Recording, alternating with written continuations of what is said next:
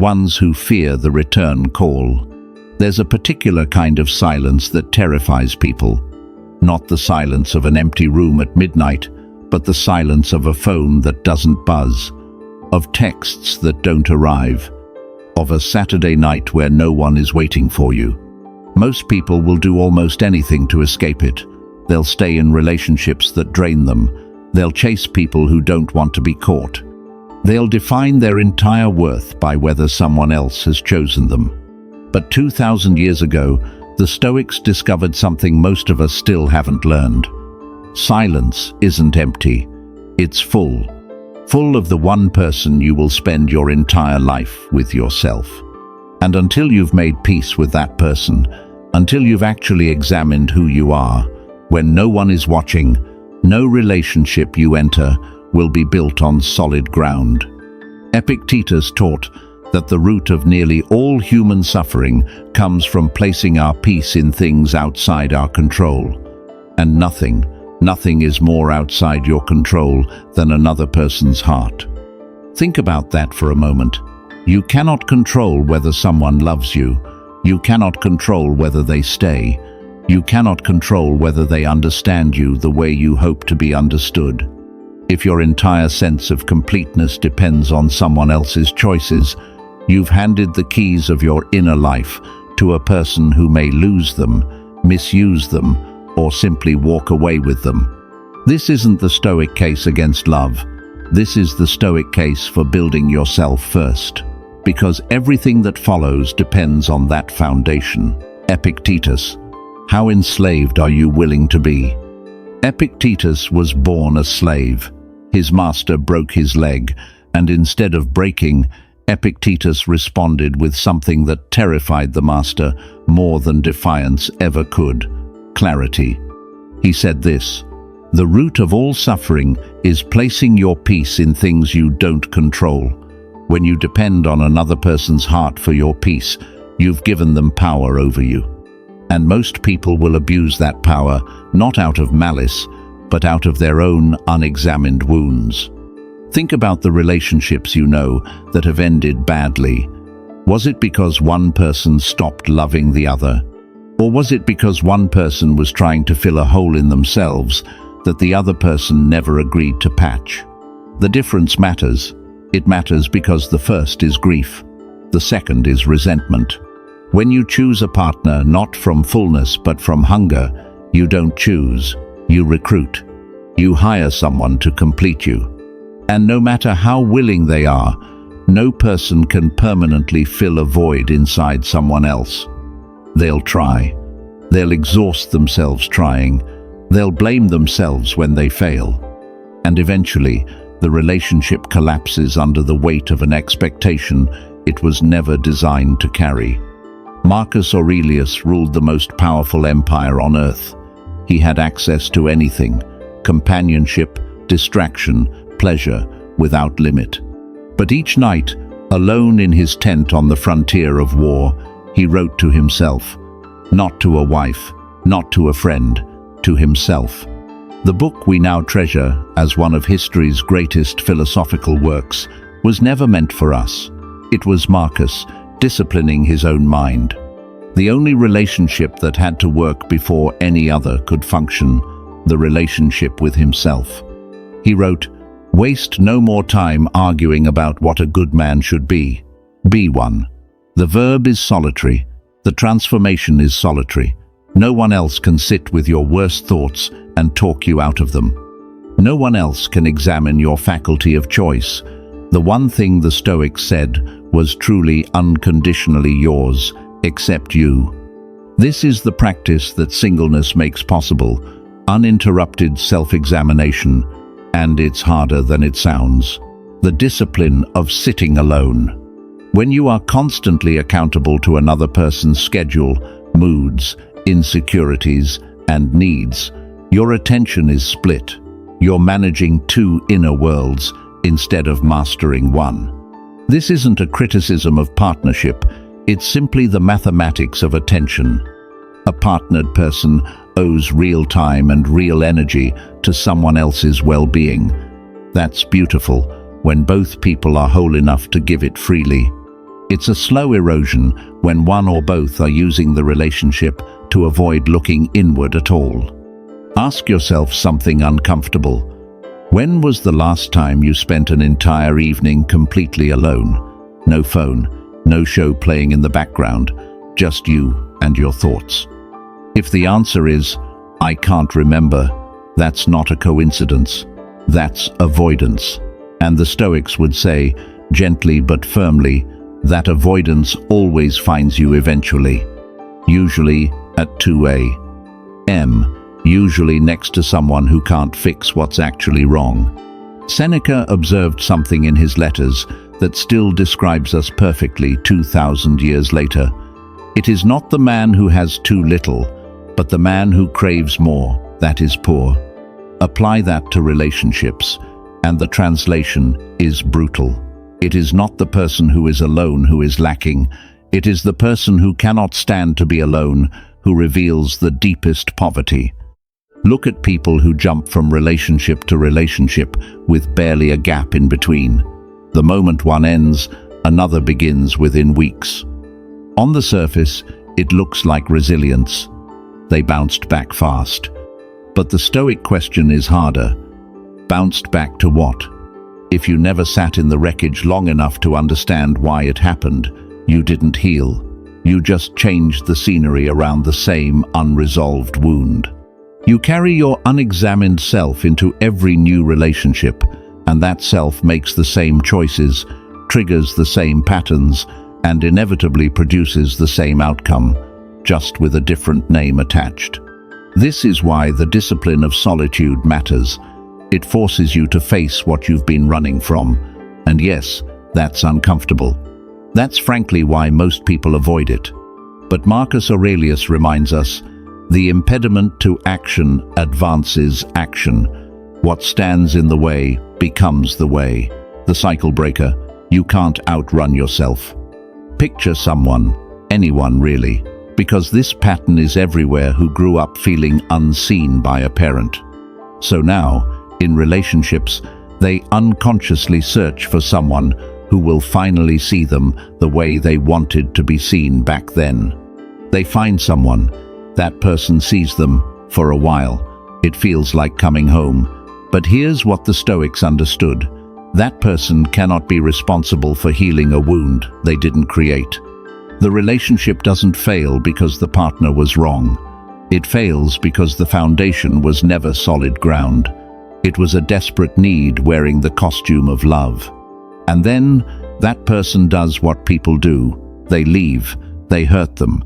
They fail to deliver the impossible promise of salvation. So they move on.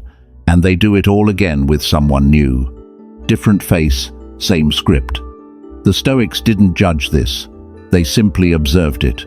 And they offered a radical alternative. Stop running. Stay in the discomfort long enough to name what you're actually looking for. Not from another person, but from yourself. Because here's the thing. The moment you can give yourself what you've been seeking from others, everything changes. You stop needing validation. You stop mistaking intensity for compatibility. You stop confusing chemistry with character. You start recognizing real virtue in another person because you've spent enough time identifying it in yourself. Solitude, done with intention rather than bitterness, interrupts this cycle. It forces you to face the unseen child, the unhealed wound, the unexamined fear without a partner there to numb it. And yes, that's uncomfortable. That's why most people avoid it. But it's also where the real work happens, not in therapy chairs or self-help books, though those can help, in the quiet, in the dark, alone with the thing you've been running from. That's where transformation actually begins. 4 tools that solitude builds. So what exactly does this season of being single, done with intention, actually build? First, self-sufficiency. The Stoics called it autarkeia, the state of needing nothing outside yourself for your peace of mind. This doesn't mean you reject help or connection. It means your baseline state isn't dependent on it. A self-sufficient person enjoys companionship as an addition to an already full life, not as the only thing keeping that life from collapsing. Second, clarity of values. When you're not constantly negotiating your time, your space, and your decisions with a partner, you discover, often for the first time as an adult, what you actually want, undiluted by compromise. You learn your own rhythms, what kind of work fulfills you, what kind of friendships nourish you, what kind of mornings make you feel alive. This clarity becomes priceless later because it lets you recognize with real precision whether a future partner aligns with a life you've actually built rather than a life you're improvising around them. Third, emotional regulation. The Stoic practice of premeditatio malorum, imagining loss and hardship in advance, is far easier to do honestly when you're not emotionally entangled in daily highs and lows with another person.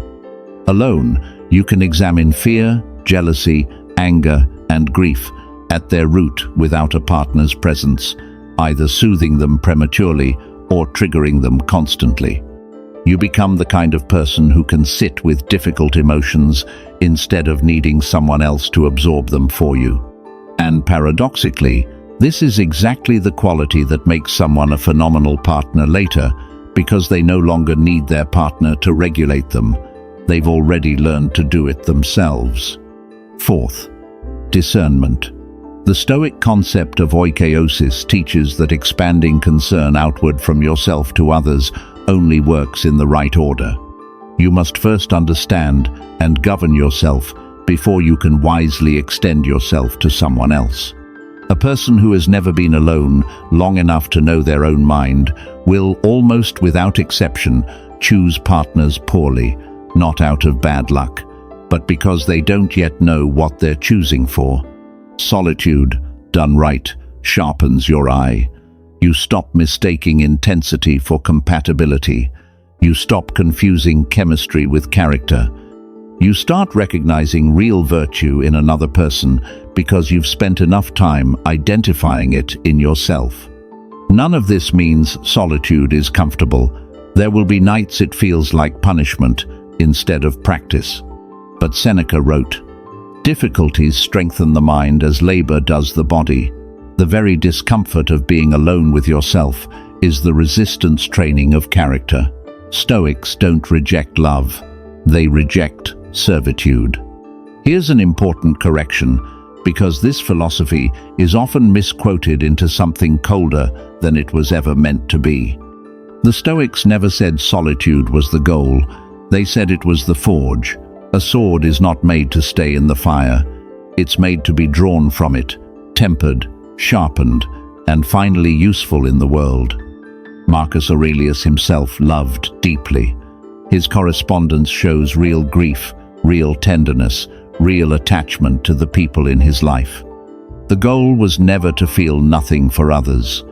The goal was to feel deeply without being enslaved by the need for it. This is the crucial distinction. Staying single by intention to build yourself is wisdom. Staying single by fear to avoid ever being hurt again is a different thing entirely. And the Stoics would call that out too. Avoiding love because you're afraid of loss is not virtue.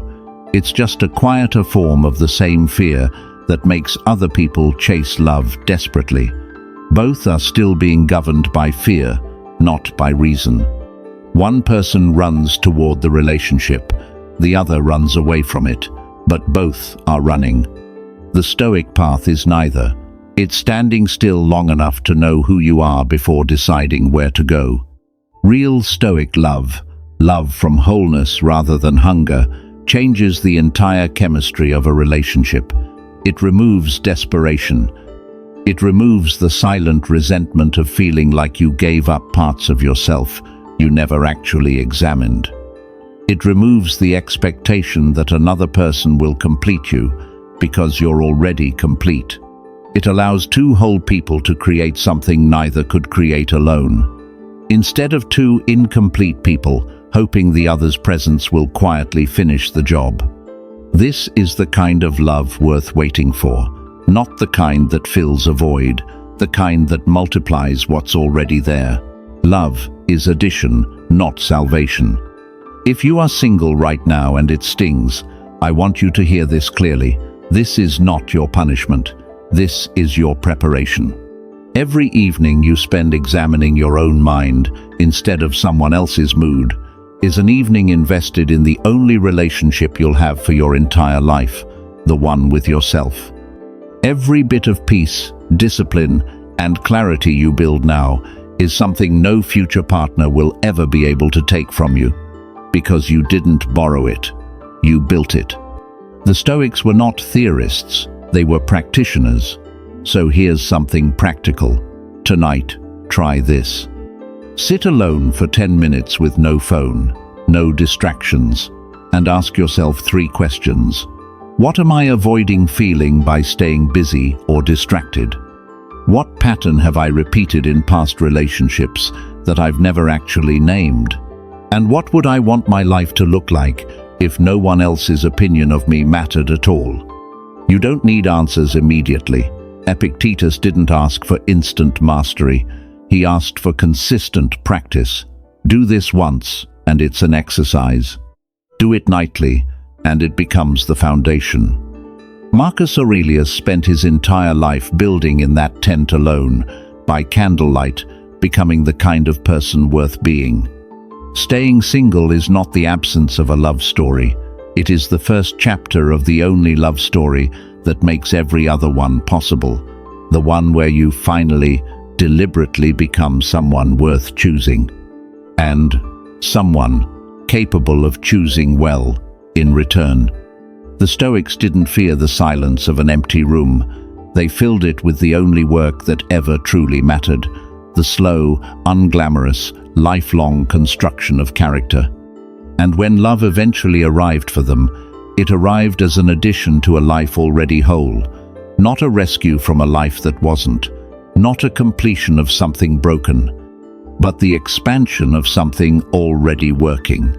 That's the Stoic promise. Not a life without love, but a life where love becomes a choice instead of a need, and that changes everything.